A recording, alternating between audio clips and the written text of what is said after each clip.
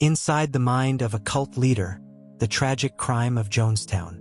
Before we dive in, kindly hit the subscribe button and let us know where you are watching from in the comment. The room was silent until he walked in. Eyes followed him, hearts opened, minds softened. He wasn't just a preacher, he was the preacher, the kind people whispered about, the kind whose voice curled around your soul like smoke, intoxicating, persuasive. His name? Jim Jones. Before the bloodshed, before the jungle, before the cyanide-laced Kool-Aid, there was just Jim, charismatic, mysterious, and deeply dangerous. But no one saw the danger then. They only saw hope. Jim Jones was born in Indiana in 1931. From an early age, he was obsessed with religion and death. Childhood friends remembered him conducting mock funerals for animals and preaching hellfire sermons to no one in particular. He didn't have friends. He had followers. Even as a boy, that obsession with control never left him. But he learned something more powerful than dominance. He learned charm. And in the 1950s, America was ripe for a new kind of savior. A preacher who looked like the future. Jim Jones gave people that. He wasn't just another white minister. He was different. He spoke about integration, about racial equality, about feeding the poor and healing the sick. He was radical, revolutionary, and his sermons weren't just heard, they were felt. People cried, they collapsed, they donated everything. He called his ministry the People's Temple. But it was never about people. It was always about power. Jones began building his empire in Indianapolis. He adopted children, black, white, Native American. He called them his rainbow family. To the world, he was a symbol of progress. But inside the temple, he was more than a preacher. He was God. At least that's what he said. And when you mix religion with a man who thinks he's divine, there's only one possible outcome. Devotion that devours everything. He held healing services. He claimed to cure cancer, to resurrect the dead. But it was theater, actors, staged miracles, a carefully choreographed display to fuel his legend. And it worked. People didn't just believe in him. They relied on him. They gave up their homes, their money, their families. They moved into communal living spaces. And they listened to every word. Because Jim Jones had a voice that promised salvation, but whispered submission. By the mid-1960s, Jones feared Indianapolis was becoming too hostile. He warned his followers of a coming apocalypse, racial war, nuclear disaster. He needed a safer place, a place he could build his utopia. So he moved the temple to Ukiah, California. It was remote, quiet, perfect. He brought hundreds of people with him, and the new temple thrived, or so it seemed. In truth, cracks were already forming. People started to notice the control. Jones assigned partners, separated families, controlled who slept where, who ate what, who had sex with whom. He recorded private confessions and used them later as blackmail. Nothing was private, nothing was safe, but still they stayed, because he convinced them the outside world was the enemy. And the deeper they went, the harder it was to leave. By the early 1970s, Jim Jones had become a political player. He courted mayors, shook hands with governors, was praised by the media. He even received an award from the NAACP. Everyone wanted to believe he was real, that his movement meant something. And while the cameras rolled, he played the part. But behind closed doors, he was spiraling, addicted to drugs, paranoid, delusional. He claimed to be the reincarnation of Gandhi, Jesus, Lenin, depending on the day. His followers didn't question him. They couldn't, because questioning meant punishment, sometimes verbal, sometimes physical, always terrifying. He created white nights, emergency drills where he told followers they were under attack. Sometimes he'd make them drink fake poison to test their loyalty, to see who would resist. And when they didn't, he praised them, told them they were ready. But ready for what? He never said. Not yet. By 1977, the pressure was building. Former members started speaking out. The press began asking questions. And Jones needed an escape, a fresh start, somewhere beyond the reach of the US government, somewhere he could rule without interference. And he found it in Guyana, a small strip of land in South America, remote, dense, wild, the perfect place to disappear. He called it Jonestown and promised his followers it was paradise, a new world, a utopia. But utopias don't come easy, especially when they're built on lies. Hundreds uprooted their lives, sold everything, said goodbye to families, and followed Jones into the jungle. They believed in him, they trusted him, and for that they would pay with their lives. But they didn't know that yet. Not in the beginning, not while the jungle was still quiet, not while Jim Jones still smiled and held a Bible in one hand and their futures in the other. The air was thick, hot, humid, foreign. The jungle pulsed with life, bugs, birds, something always moving in the trees. To the followers of Jim Jones, it was supposed to be a new beginning, a safe haven, a utopia carved out from the wilds of Guyana. But as they stepped off the planes and buses, reality slapped them harder than the heat ever could. This wasn't paradise. It was survival. Jonestown looked nothing like the glossy photos they were shown in California. The buildings were unfinished, the soil hard and unforgiving. Food was scarce. Fresh water had to be boiled. Mosquitoes were everywhere. The promised land felt more like a prison. And the warden? Jim Jones. He stood at the center of it all, sunglasses on, shirt soaked with sweat, barking orders. He wasn't just leading anymore. He was ruling. Work began at dawn. The sound of hammers, saws, digging shovels. Jones demanded obedience. He micromanaged every task, every meal, every interaction. Children were separated from parents. Spouses were split up. Assignments rotated daily, planting cassava, building latrines, clearing jungle. Rest was a luxury. Sleep was interrupted by Jones' nightly broadcasts. Hours-long rants piped through loudspeakers about America, about enemies, about loyalty, and always about him. He warned them outsiders were watching. Enemies would come. They had to stay vigilant. He trained them with white night drills, staged attacks, gunfire sounds, lights off. Sometimes he made them line up for a test. Drink from a cup. Poison, he'd say. Then a pause. Just kidding. Laughter. Nervous smiles. But the message was clear. One day it wouldn't be a test. Some began to whisper. They were afraid. This wasn't what they signed up for. But escaping Jonestown wasn't easy. The jungle was endless. No one had a passport. The nearest town was miles away, through snake-infested brush. And worse, they didn't trust each other. Jones had embedded spies. Children reported parents. Husbands informed on wives. And if you were caught, you were punished. Hard labor, public shaming, beatings, or worse, the box, a coffin-sized crate left in the sun, sometimes for days. One man tried to leave.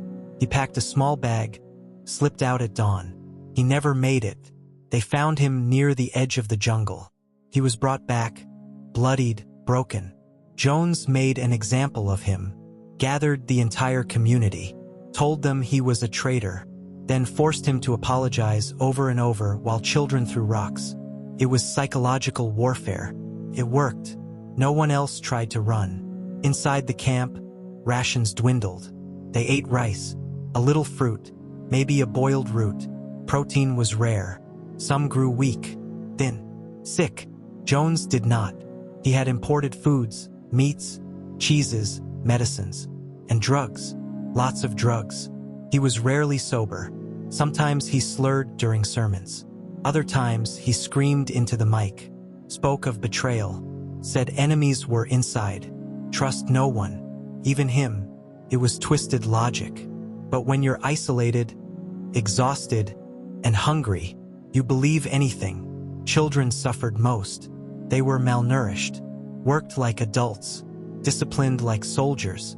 One boy talked back. He was put in the box. Another stole fruit. His head was shaved, body whipped, and his mother was forced to watch. Tears were seen as weakness. Jones told them, Pain is love.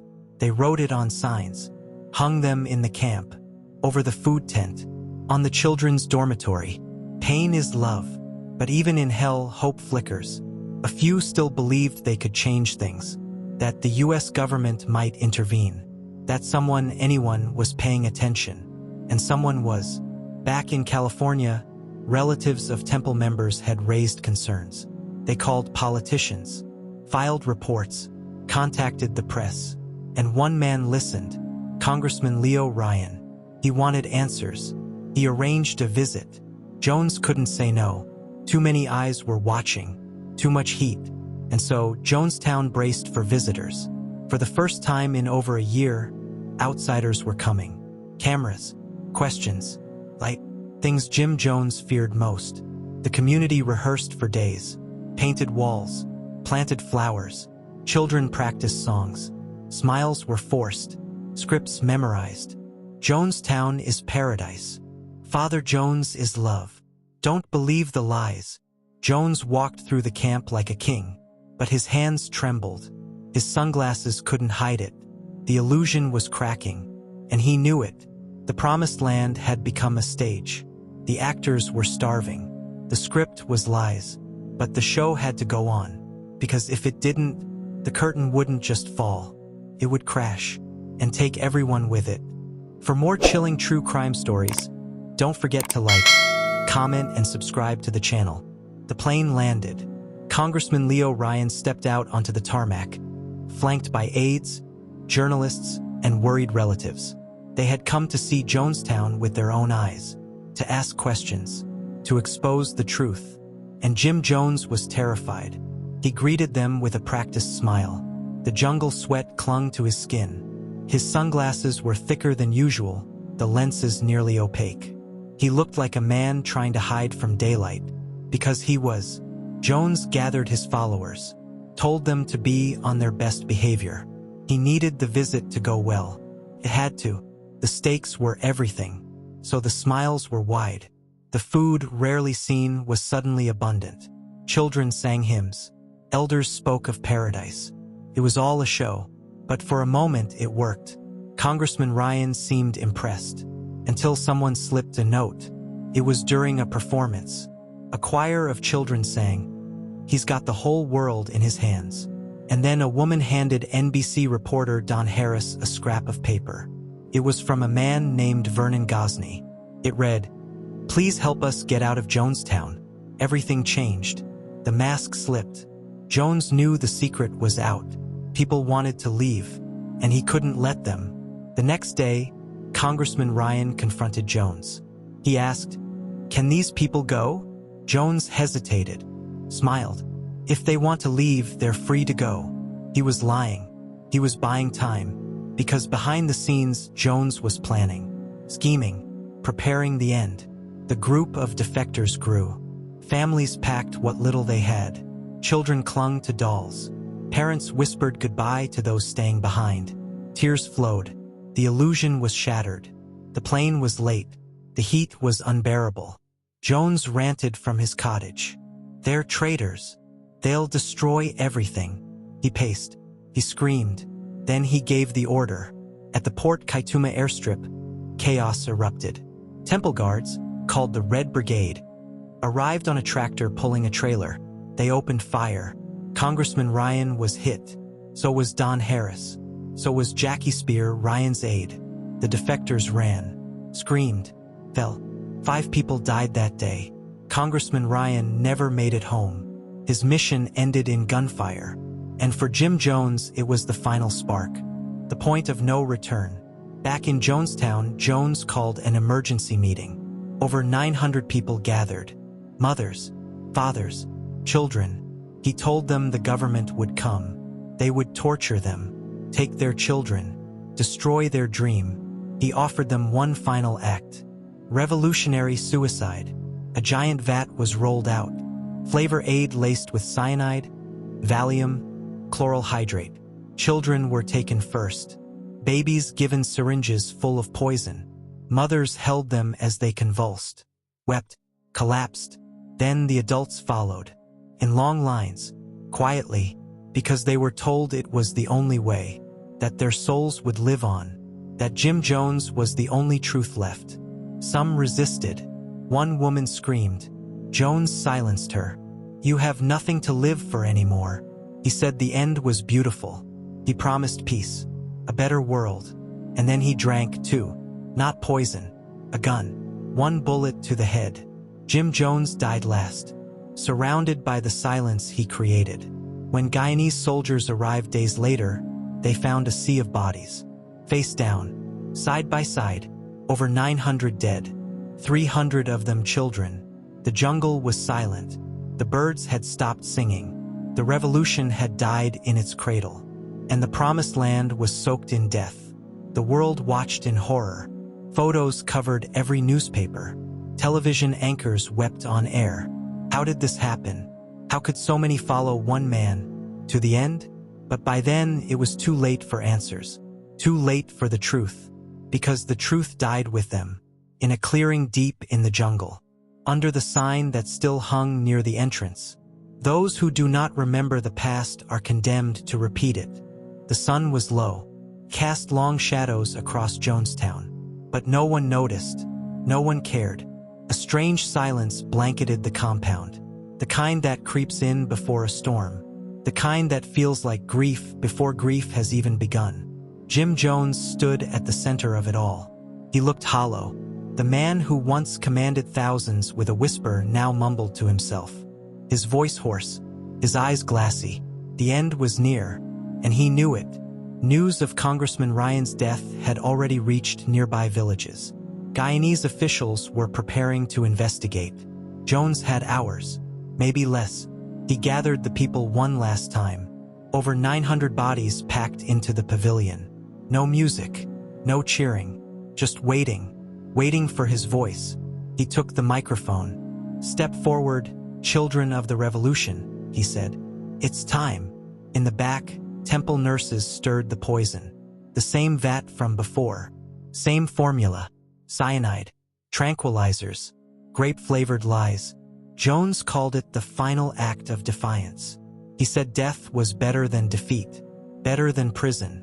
Better than letting the government dismantle what they'd built. Some nodded, some wept, others looked away, but no one moved. A woman stood, Christine Miller. She challenged him. "We don't have to do this," she said. "There's always hope." Jones dismissed her. "There's no future outside these walls," he said. "There's only pain." He ordered the music to play. The band began to strum, a soft hymn. Christine pleaded again, but her voice was swallowed by the crowd. Swallowed by fear. Children were taken first. Again. Syringes. Tiny hands. Final cries. One by one. Some fought. Some cried. Others sat motionless. Mothers followed. They drank because their children were already gone. Because their minds had been caged so long. They didn't know what was real anymore. Then came the elderly. Then the workers. Then the guards. All told, over 900 lined up. Drank, died. Bodies slumped on benches, collapsed in rows. They curled beside each other like a human tapestry, still warm, still breathing, then not. Some took longer. The poison burned. Their screams echoed through the jungle. Birds fled the trees. Dogs whimpered and hid. Even nature recoiled. Not all obeyed. Few ran, escaped through the underbrush, found holes in the fence. Ran barefoot for miles. Later, they would testify.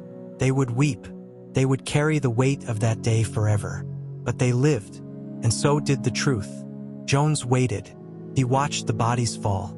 He murmured words, half sermon, half madness.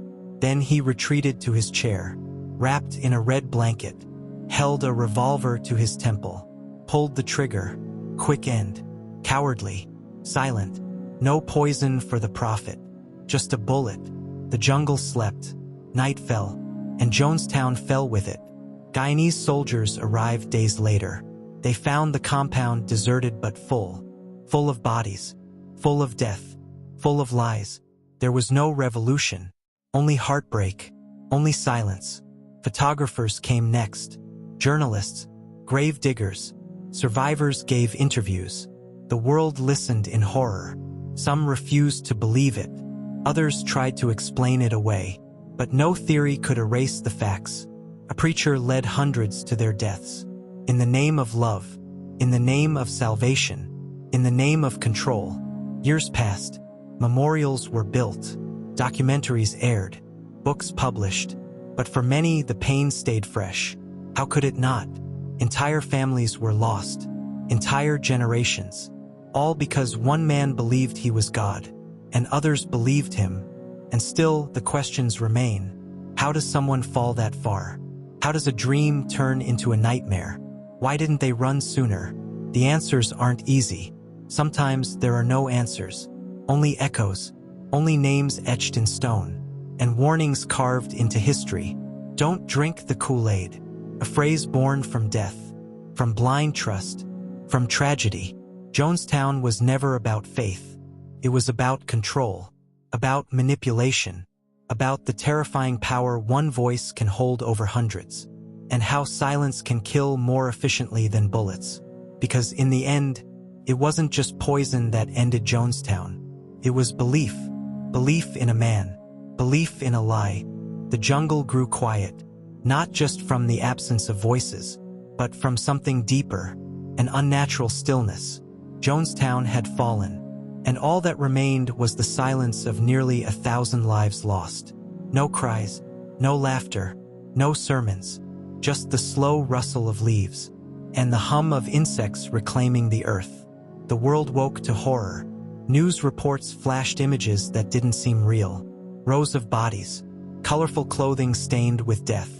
A preacher in sunglasses lying lifeless near his fallen congregation. Children sprawled beside parents. Faces frozen in fear, the images seared into the public's mind. Forever. In San Francisco, phones rang nonstop. Family members collapsed upon hearing the news. Some refused to believe it. Others knew deep down it was always going to end like this. But even in knowing, they weren't prepared. How could they be? Entire families erased. Hope swallowed by the jungle. Survivors emerged slowly. Those who ran. Those who hid. And those who were too far from Jonestown to die with the rest. Their stories painted the full picture. The drills, the punishments, the fear, the psychological web Jones had spun. Some spoke in whispers, others sobbed through every word. All carried the same weight: guilt, confusion, survival. In Washington, hearings began. Congress demanded answers. How did this happen? Who funded the church? Why wasn't the warning taken seriously? The FBI produced tapes, dozens, recordings of Jones' sermons, of the final hour, of the screams. America listened and mourned. Memorial services were held, candles lit, photos of lost loved ones framed in black. Hymns played for souls never buried. In Guyana, mass graves were dug, bodies wrapped in sheets, buried far from home. Far from where they once dreamed. And in those moments, the silence spoke louder than any sermon. Time passed, but the questions lingered. How did one man gain such control? Why did so many intelligent, loving people follow him? Experts debated for decades. Psychologists wrote books. Sociologists taught courses. But no answer felt complete. No theory could resurrect the lost. The survivors tried to move on. Some changed their names. Others embraced activism. A few returned to Guyana years later to stand in the field where it all ended. They said the wind still carried voices, that the earth still remembered, that something sacred and something cursed remained in that soil. Jonestown became a warning, a symbol, a lesson etched in blood and silence. It entered the collective memory like a scar, a reminder of the danger of blind belief, of unchecked power, of the lies that wear the mask of love. Pop culture took hold of the story. Films, books, songs. But for those who lived it, it was never entertainment. It was pain, loss, trauma that never left. Some refused interviews. Others spoke out to honor the dead, to make sure the story stayed real, so it would never happen again. The phrase "drink the Kool-Aid" became slang, casual, dismissive, But to those who remembered, it was a knife, a cruel joke hiding a massacre, a phrase born from agony, from the cries of mothers, from the silence of children. It wasn't funny, it was history, a tragedy dressed in purple dye and cyanide. Today, what remains of Jonestown is nature. The jungle reclaimed it. Vines cover what's left of the buildings. The path to the pavilion is overgrown. But deep in the ground, beneath the roots, beneath the soil, there are memories, bones, echoes, and a lesson that must never be forgotten. Because cults don't begin with poison. They begin with a voice, promise, a sermon that feels like salvation. They begin when people are hurting, when they're searching, when they're willing to believe. And if we're not careful, if we ever forget, Jonestown can happen again. This wasn't just the story of Jim Jones. It was the story of manipulation, of hope twisted into horror, of faith turned fatal, and of the silence that followed. A silence so loud, it still echoes today. In every mind that dares ask, how? And in every heart that promises, never again. For more chilling true crime stories, don't forget to like, comment, and subscribe to the channel.